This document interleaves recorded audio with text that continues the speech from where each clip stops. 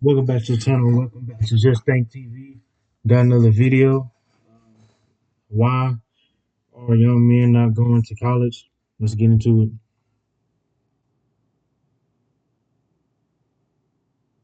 it. Thus increasing one's influence, power, and impact on the world. So if that's the case, then why aren't young men deciding to go to college anymore? Nearly 60% of all college students today are women. US colleges and universities have lost about 1.5 million students in the past several years, and men accounted for 71% of that loss. In this video, I want to explore the largest reasons behind the decline in college enrollment, why men specifically are seeing less and less value in a degree, and how I think all of this is tied to the recent US election results. Since the beginning of the written language, information has only been reserved for the most educated or the most wealthy. If you wanted access to more of the resources that increased your wealth, status, and knowledge, you either had to be born into an aristocratic family or work hard in several different fields of study to prove you were competent enough to acquire a high-paying job.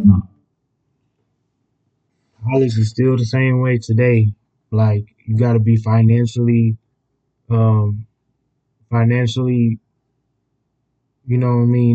safe. You got to be financially uh, good. You know what I'm saying, to push your kids or push yourself through college.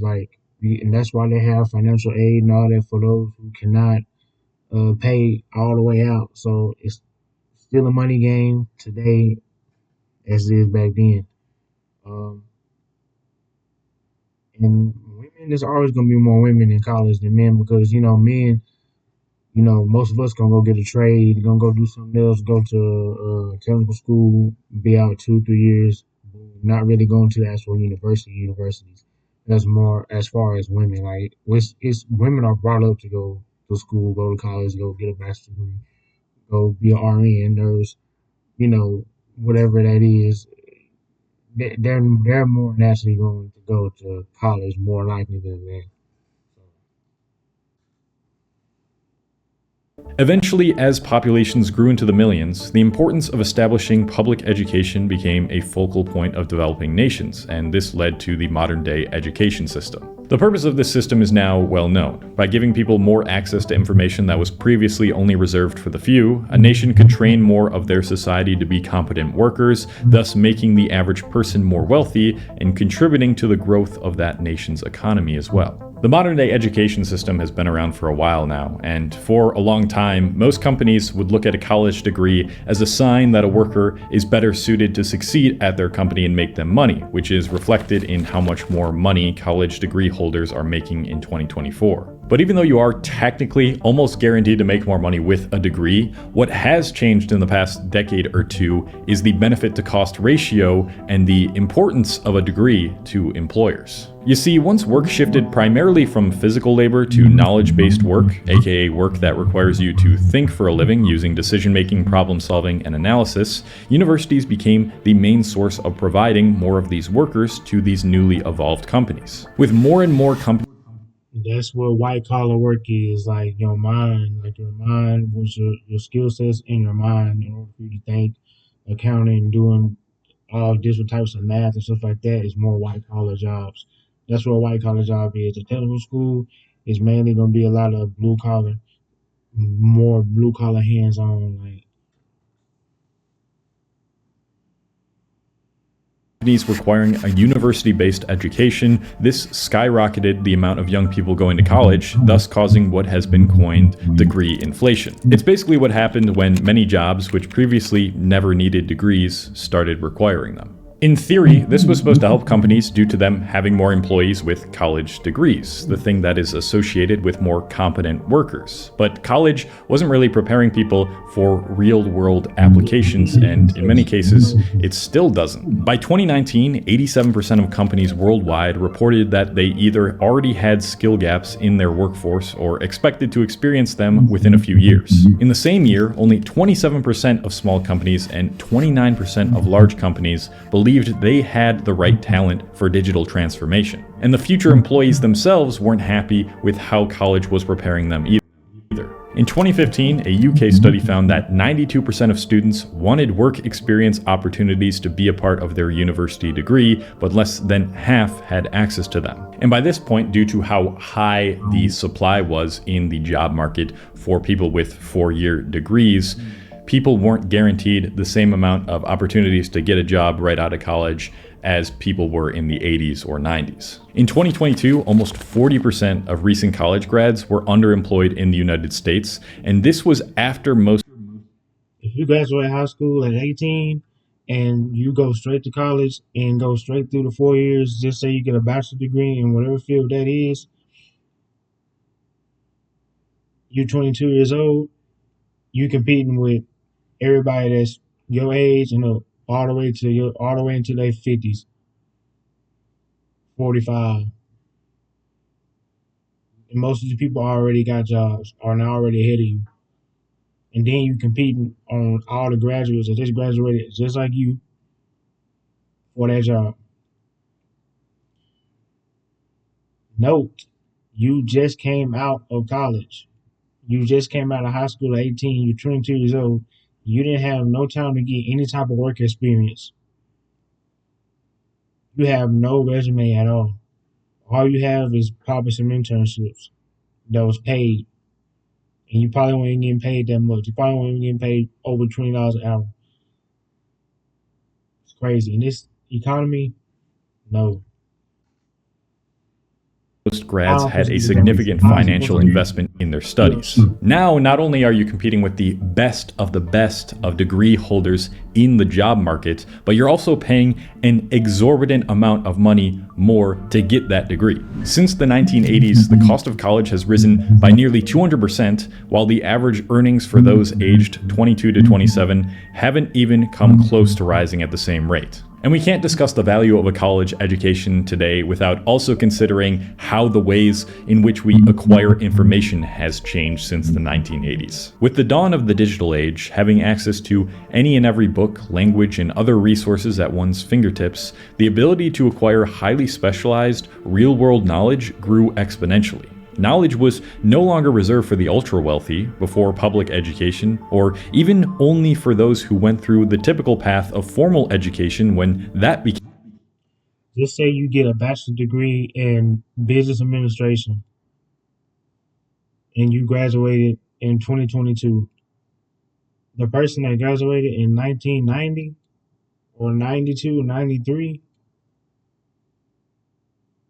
he, his or her degree that's in 1990 or 1992 is not up to date to what you just learned. Or if it is, it needs to be updated. The same things that they took are not the same things you took, or vice versa. So it's like whose degree is more up to date in today's time? That's a problem that people are going to run into. That's what I always thought as well. Became the most popular. If you wanted to learn something that the market deemed to be valuable and make money to provide for yourself and those around you, you could do it with just your phone and an internet connection. The companies hiring the workers taking advantage of the digital age began to notice this trend as well, and this spawned what is now referred to as the degree reset that we are currently in. The degree reset is a term coined by the Burning Glass Institute that is used to describe employers' shift away from acquiring a 4-year degree within their hiring process. A recent study found that 45% of employers have already removed the college degree requirement for certain roles, and 72% prioritize candidates' skills and experience over degrees. Another report by the Burning Glass Institute themselves found Telling you, get that work experience in whatever field you in. Just get your foot in the door and just try to get the work experience. That's how you going. That's how you going to out compete a lot of these people that got degrees. Now, if you got a degree with the work experience, good. But come on, you gotta get in the door. You gotta have experience in working. Your resume has to be built. You need to have work experience in whatever you're doing. that 46% of middle skill and 31% of high skill jobs had experienced degree resets between 2017 and 2019. The trend is now clear. We no longer live in a college-driven labor market. We live in a skills-driven labor market. That is what is making a degree less valuable, and I can only imagine that that statistic of college degree holders earning more than those without a degree is only going to become more obsolete in the future. There are loads of amazing resources out there on the internet to learn skills that lead to high-paying jobs, and I want to show you guys one that I've been using recently, which is the sponsor of today's video, Masterclass. Masterclass is a platform of teachers at the highest level of their craft in the fields of entrepreneurship, creativity, and leadership, giving you full classes on useful skills. There's some of the biggest names in the industry on there acting as your personal mentor, from retired Navy SEAL Jocko Willink to the author of Atomic Habits James Clear to billionaire investor Mark Cuban. I'm gonna let you guys be the first to know this, as I haven't announced this on any platform yet, but I actually plan to start writing my first novel in January of next year. So to help with that, I've been learning from Neil Gaiman, author of Coraline, to come in handy. So if you're interested in turning your dropping steadily for both genders, and I needed to present these things because they apply just as much to both genders. But none of these reasons explain why men specifically are enrolling in college so much less than women. And on top of that, when men do enroll, they aren't finishing their 4 years of college as often as women either. What is it about college that is so unattractive to young men right now? Well, I think it has everything to do with our current masculinity crisis and the culture surrounding college campuses. For several hundred years, the biggest advocates for college were some of the most powerful men in the world. George Washington once said, "The best means of forming a manly, virtuous, and happy people will be found in the right education of youth. Without this foundation, every other means, in my opinion, must fail." But now when men look around their classrooms, how they're being taught and who is teaching them, it all signals much more femininity than masculinity. There's a sociology term called white flight that I first discovered when I came across this article about why male college enrollment is dropping that I will be referencing for the remainder of this video. White flight is a term that describes how white people move out of neighborhoods when more people of color move in, and when minority populations become the majority, it usually follows that that neighborhood decreases in value. From this term, another similar one spawned out of it, male flight. Male flight describes the phenomenon in which men start leaving a profession, group, hobby, or industry when it reaches a certain percentage of women. And the tipping point appears to be when women reach 60% of that profession or industry. Let's take veterinary school, for example. In 1969, almost all veterinary students were male at 89%. By 1987, male enrollment was equal to female at 50%. And by 2009, male enrollment in veterinary schools had plummeted to just 22.4%. As soon as women start to dominate a certain industry, that industry is seen as more feminine. Not even because of the nature of the industry itself, but because of who occupies that industry the most. Now, there's definitely some arguments to be made about whether this would always be the case. For example, if we were to take like construction workers and 70% of construction workers became women, would we then view construction as a feminine thing? Not sure about that, but the point remains that this is what happened to college. For every 1% increase in the proportion of women in the student body, 1.7 fewer men applied. In fact, one more woman applying was an even greater deterrent than $1,000 in extra tuition. Add that on top of the fact that a long time ago, the profession of teaching as a whole became quite female dominated, and it's no wonder why young men view the college experience as an antagonist to their masculinity. A Quora answer by the user Chris Bren provides further explanation. Because the concept of school is feminine. In Spanish, school is escuela, ending in a, which is a feminine. Think about what you do at school. You sit down, you accept that you don't know shit, and you accept that your teacher is right and you have to shut up and listen. Obedience is what school requires, which is a feminine trait. What is masculine is standing up in the classroom and saying, fuck this shit, I'm gonna do it my way, you're wrong, I'm right, I'm not gonna listen to you. That is a very masculine thing to do, and that's why men who are on average more masculine essentially do that. There's definitely a bit of truth to that statement, but really this issue is less about the nature of education itself and much more to do with the lack of positive role models in higher education. You see, curriculums in school are not meant to empower men to embrace their masculine features. More often than not, they teach men about the more gruesome sides of masculinity that history highlights more than the positives. Just like that Quora comment said, a lot of the college experience teaches men to not speak up, to be obedient, and to not do the things that are associated with traditional masculinity. You gotta understand, school also is programming. Like the state, this federal, like they have curriculums and certain things to make the kids and children docile, like especially the boys. So when all these boys get put on like ADHD medicine and all that, they don't really have ADHD. Most of them really don't have ADHD when they're that young. They're just being a boy. They're dominantly being themselves by default. Like they have energy. Like kids, young boys have energy. They want to go explore. They want to go on. Like that's what it is. And the school system is not putting them in certain classes to let that to adapt to them and try to cater to how he wants to learn. It's not like that. Like they want you to do sit down, be still, be quiet, like the whole time. And a lot of kids, especially if they don't have strong parents in their household, they don't they can't control them. So you have that aspect as well. Like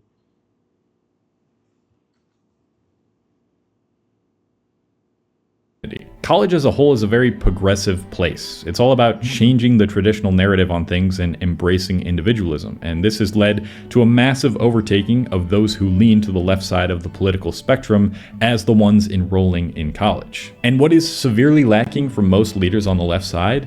Anything in regards to traditional positive masculinity. Unlike heavy, right-leaning conservative people, which many of you still think I am, I'm not going to sit here and tell you that women having access to education and more opportunities in the workforce is a bad thing. They should have the opportunity to access higher education, get degrees, and get a high-paying job if they want to. They should be able to break some of the traditional feminine norms and not have to be a stay-at-home wife just to live and be more independent if they want to be. But the problem with the uprise in female empowerment in the past couple decades is that it has coincided with the demonization of masculinity in left-leaning spaces. For years now, while women have been told they can do anything men can, that they are powerful and that they are loved, men have been being told that they are too assertive, they are misogynistic creeps, they are no longer needed, and they are dispensable objects. And there's a complete lack of empathy from the left about male issues that affect all of us. Absolutely no type of reform is being enacted by left-leaning places like college to teach men how to hone their positive masculinity, like courage, strength, providing for and helping others, having a strong purpose, and standing up for what they believe in. That would ironically lead to a lessening of all the things they dislike about men. Instead, the general sentiment has been one of, there is something wrong with you. These positive masculine role models are not completely missing from the world. They do exist, although finding ones that are uplifting men without putting down women are very far and few in between. But the problem is, most of these types of male role models only reside on the right-leaning side of the political spectrum. This is why so many Gen Z males are now Republican, and this, I believe, is a massive reason why Trump won this year's election. Almost all of the men that young men are now looking up to in the media that are making men feel good about being strong men endorsed Donald Trump. So if the left and college want young men back, or at the very least want a lot of young men to stop having such distasteful emotions and energy towards women and people on the left-leaning side of politics, they don't need to just teach more real-world skills and make college more affordable, that applies to both genders. It's really about reminding them why their positive masculinity is such a huge force for good in this world. It's about telling men that there is nothing wrong with them for being a man. It's about establishing more positive representations of masculinity in the media and giving men the space to open up about their issues and resolve them in a way that is in alignment with what makes men specifically heal. And more often than not, I think that is making them feel competent and useful and letting them know that they're actually worth something. Right now, college is not allowing men to feel like they can achieve these things in college. And until something changes, I think this trend is going to continue. As for what type of masculinity we should be promoting, I think it does involve a lot of the traits that we typically associate with traditional masculinity, but I think we can improve upon traditional masculinity and make it better. If you're a young guy who's All right, man. Shout out to Cole. Another video from Cole. I don't really, I don't really agree with that all the way. When they start talking about the college is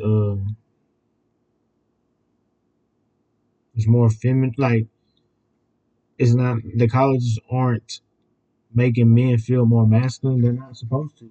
In high school, middle school, grade school, it never was like that. So why should it be in college? And then on top of that, you have an option to go to college. You're paying to go to college. You're grown adult to go to college. So you have to understand what you're getting yourself into. Um, you know it's gonna be spiritually on the feminine side, and they're not going to real professors and stuff. You know, it's gonna be more feminine. Like the women from around 2014 all the way up like 2010, 14, all of them, and then now 21, 2022, 2023, 2019, 2020. All them kids, all them girls that graduated high school, they was all programmed to go to college. The boys don't even really they don't really teach that the boys to go to college like that hard unless they got a scholarship somewhere in athletics or something, or they was top in their class. But the rest of them is like no, you still gotta you still have to understand that a lot of boys and men, if they don't want to go to college, and a lot of them already know they don't want to go to college, they already got something lined up. They got some cousins or their father that work somewhere. You got to put them on or trade. They go to trade school, and then on top of that, you got to think about the military. The military is on campus every day, trying to get to the seniors, the juniors that are male or female, but predominantly male. And hey, you can boom go here, do these 2 years, be in Army Reserves. You can, what I'm saying? So you got to understand that's another route that men can take. Um, so it's not really marketed hard towards men to go to college like that. So that's my thoughts on the video. What's y'all thoughts? Um, Shout out again to this content creator. I'll put his original video in my description. Go check him out. Like, comment, subscribe. I'm out.